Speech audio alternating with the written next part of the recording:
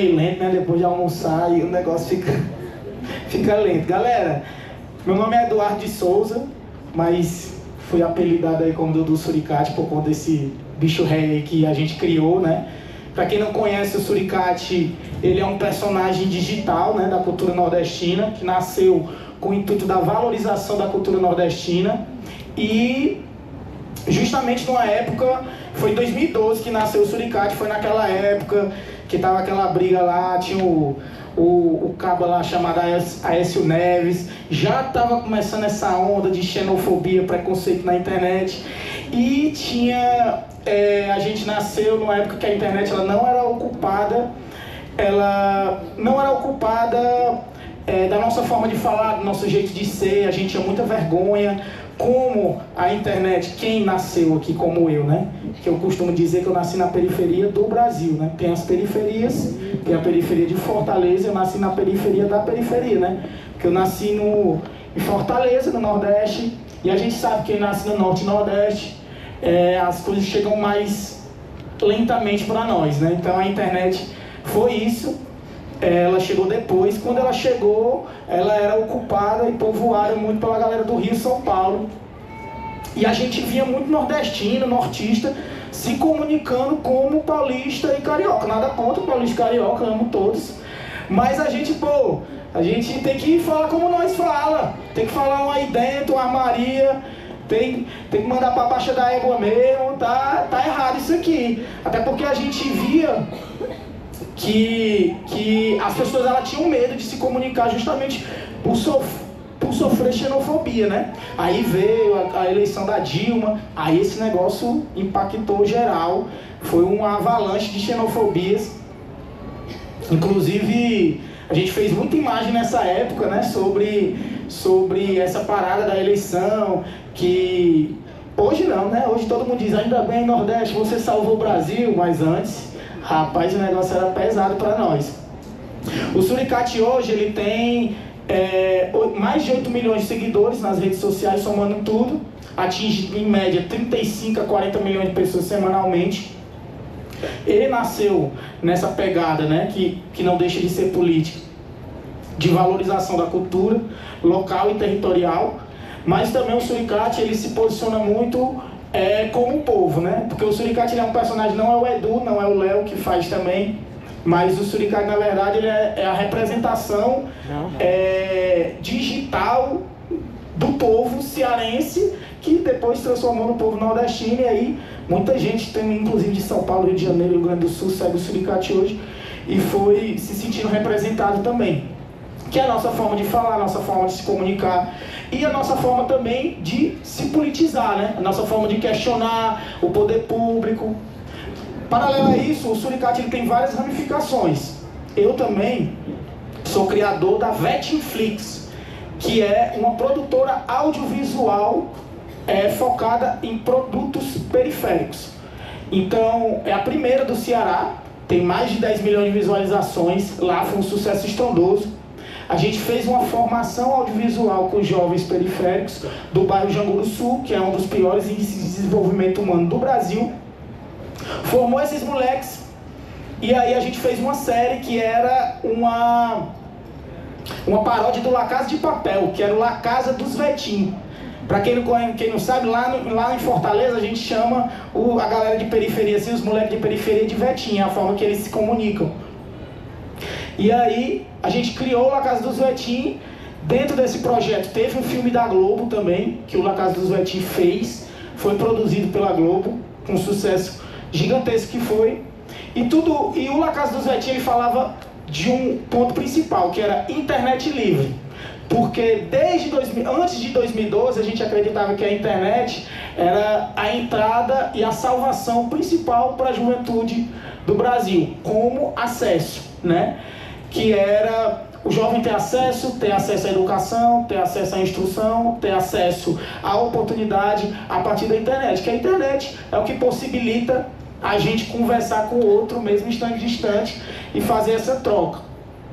O perigo veio logo depois, né? Porque na época a gente não entendia que a internet, a banda larga livre e a democratização do acesso, a gente só queria a democratização do acesso. Logo, O problema é que a gente não pensou antes em ter uma educação digital. E esse foi o nosso problema, né? Essa é a nossa principal crítica hoje a nós mesmos.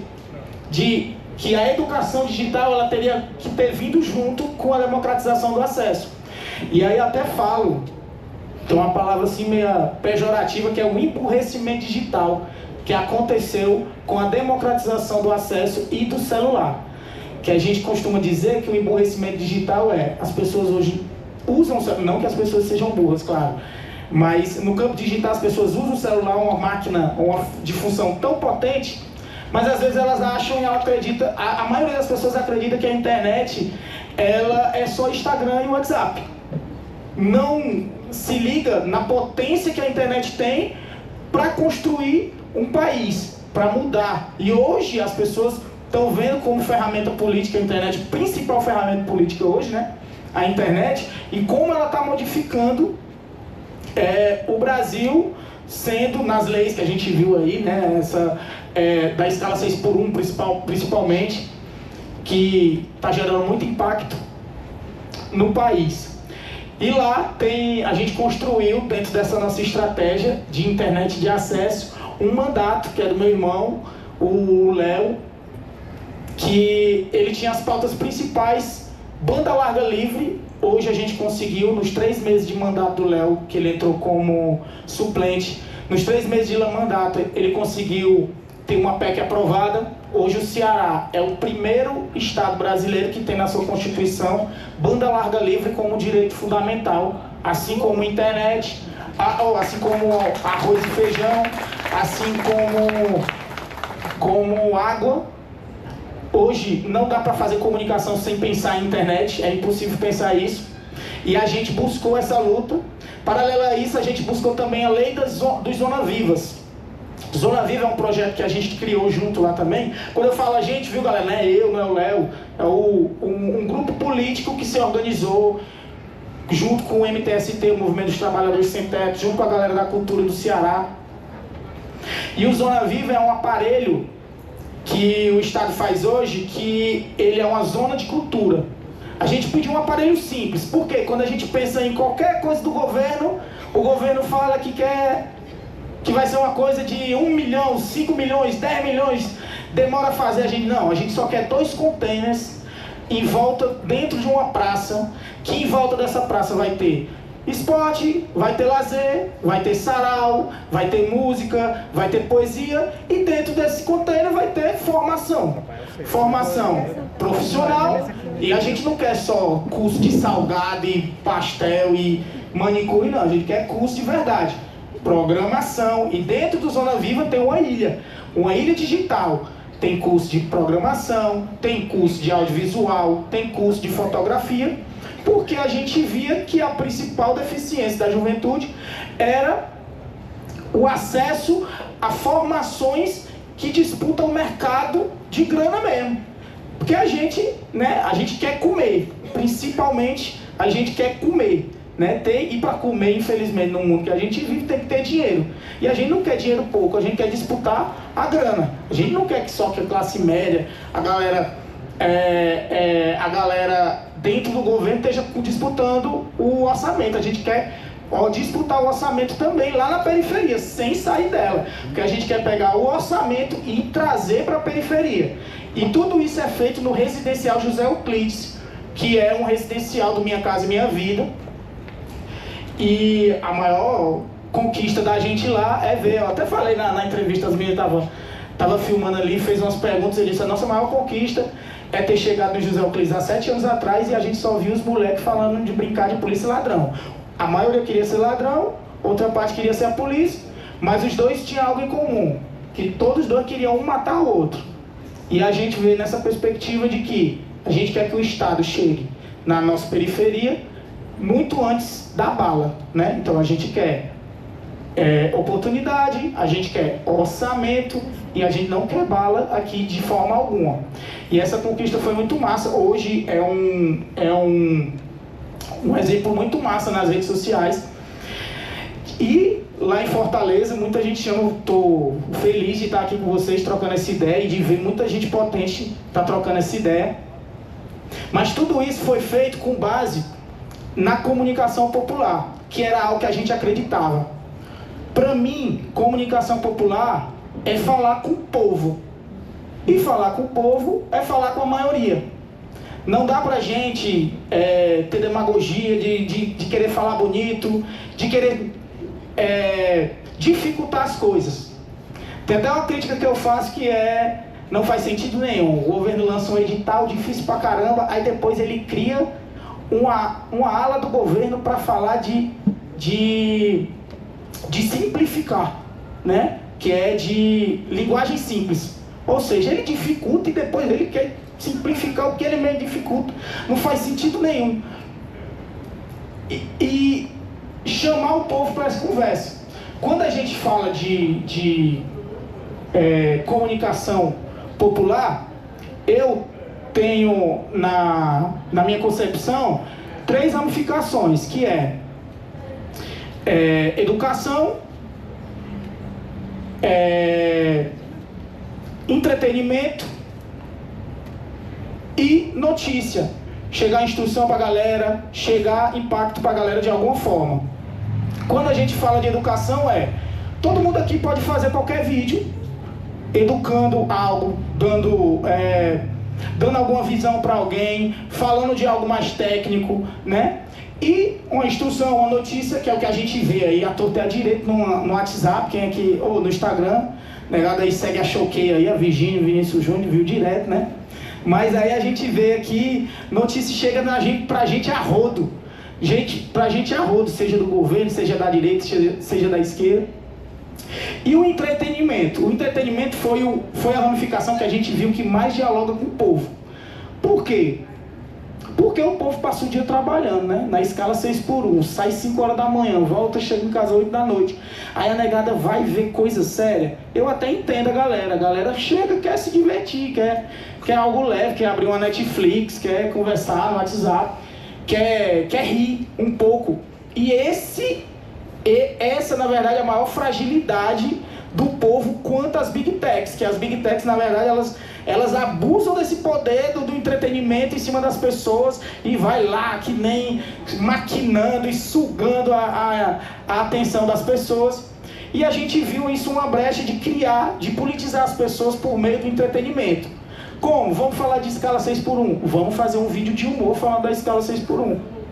Que dentro desse vídeo de humor vai ter uma instrução. Ou seja, vai ter o gancho, vai ter o push, vai ter um momento informativo dentro do vídeo de humor, um vídeo simples, vai ter humor, a pessoa vai se divertir e a pessoa vai compartilhar. Dentro desse mandato do Léo, de 3 meses, a gente conseguiu viralizar 22 vídeos. 2 ministros do Brasil, Guilherme Boulos e o Camilo Santana, receberam o Léo, um deputado estadual, nos seus ministérios. Pediram até para vamos fazer um collab, viu? Que os vídeos de vocês tá massa, tá viralizando, quero fazer um collab também. Vamos pensar. E isso chamou muita atenção. E chamou a atenção das pessoas também. As redes sociais do Léo saiu de 50 mil para 120 mil voando. E o povo que tava cansado daquele papo, tu tá certo, eu que tô certo, tu tá errado, eu que tô certo. O povo começou a se encantar pelos vídeos e por isso. Porque os vídeos eram leves, as pessoas poderiam compartilhar e era legal compartilhar com a galera. E a gente criou também uma série de vídeos meu irmão, o que a gente mais odeia na internet hoje? Qualquer coisa que a gente posta querendo trocar uma ideia com a galera, e o Lula, e o PT, e o INSS, e não sei o que, aí a gente vamos fazer um vídeo. Vamos fazer um vídeo com foco em fazer a pessoa se sentir envergonhada por ter atitudes assim. Aí a gente fez um vídeo que também viralizou pra caramba e muita gente nos comentários falando, inclusive, assim, muita gente de direita nos comentários falando tudo, mas nenhuma pessoa quase falou. E o PT? E o Lula? E o INSS? As pessoas se sentiram envergonhadas. Ou seja, a gente entendeu que a forma da pessoa fazer uma autoanálise era dela olhar ela mesma ali, tipo assim, a gente atuou no vídeo e a pessoa se viu. Quando a pessoa se viu, a pessoa, ixi, caraca, eu sou isso aí, pelo amor de Deus. É isso que eu sou. E essa foi a forma que a gente criou de abordar as pessoas e trazer elas para o debate. Que nesse debate do entretenimento, que nesse debate da educação, que esse debate de fazer política e de falar de política pública e de falar de acesso, a gente fez de uma forma que a pessoa ela se sentisse incluída. Ora, como é que eu vou fazer comunicação popular falando de um jeito que a pessoa não entende? Falando uma palavra que a pessoa não entende? Esse foi o nosso principal desafio. O principal desafio foi se desconstruir, sair da minha própria bolha. A rede social, ela tem essa parada de criar microbolhas e infinitas microbolhas, né? Todo mundo aqui está em várias microbolhas. Se você abrir o seu Instagram agora, sei lá, vai ter notícia... Vai ter notícia política, vai ter futebol, se você se interessar por futebol, vai ter vôlei, se você se interessar por vôlei. Você vai estar dentro dessas microbolhas. Mas como é que eu quero falar com o povo se eu me contento em falar só com a minha bolha? Então o nosso desafio era furar a nossa própria bolha. Falar do jeito que a gente não falava. Se comunicar da forma que a gente não se comunicava diariamente sozinho. Então a gente foi estudar as pessoas, conversar mais na rua, falar mais com as pessoas em eventos, participar mais de cursos, trocar mais ideia na escola. Então, indo na escola, escutando jovens, a maioria dos jovens estava falando de jogo online e estava reproduzindo mais do mesmo, porque eles queriam se sentir incluídos. E a gente criticando os moleques. Só que os moleques, meu irmão, quem tá do meu lado pensa assim, se eu pensar diferente, eu que vou apanhar sozinho, né? E a gente trouxe esse moleque para, meu irmão, venha cá, vamos olhar, vamos estudar um pouco mais aqui. E dá pra você trocar ideia com seus brothers sem ser uma briga. Dá pra você trocar uma ideia dos seus brothers, dialogando com eles e não parecer uma aula. Porque o nosso maior problema era ver a galera dando aula. Sempre quando a pessoa vem falar com a gente, vem de cima para baixo, nunca vem de igual para igual. Tu tem que fazer isso, porque é assim que é o certo e tal. O cara, como assim que é o certo? Eu também tenho minha visão de mundo. Agora, como é que eu vou abrir a cabeça do cara para essa visão de mundo e mostrar para ele que ele concorda? É igual o cara que se diz de direita, mas a gente pergunta pro cara: tu acha que todo mundo tem que ter moradia? Cara, eu acho. Tu acha que todo mundo tem que ter direito a comer? Acho. Tu acha que todo mundo tem direito a transporte? Então ele não é de direita. Mas eu preciso ficar nessa briga de puxar. O nosso foco maior era comunicar e trazer essa galera para nós. Isso se tornou um movimento muito grande no Brasil e hoje, inclusive, é o que a maioria da galera está fazendo, né? Que é essa troca de ideia de tipo, meu irmão, vem olhar desse lado. Tu tá conversando com a galera que tá mais próxima de ti, que tá mexendo com a tua cabeça, mas vem olhar dessa perspectiva, que é a tua perspectiva, só que estão te colocando em um outro lado.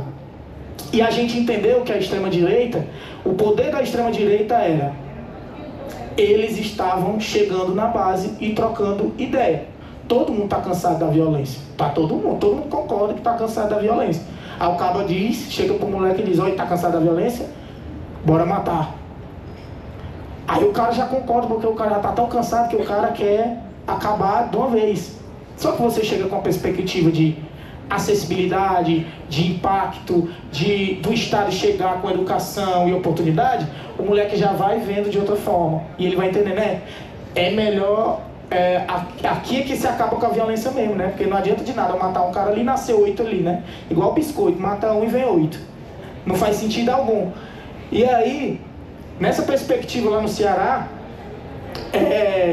a gente vem fazendo esse movimento de comunicação, vem modificando como fazer comunicação no Ceará, tá mexendo lá em volta. Agora a gente conseguiu, inclusive, também um TED com o Ministério da Educação, junto ao UFC, para fazer cursos de formação audiovisual e de comunicação popular para os jovens das periferias de Fortaleza, em especial nos residenciais, que é onde está a maior concentração assim, de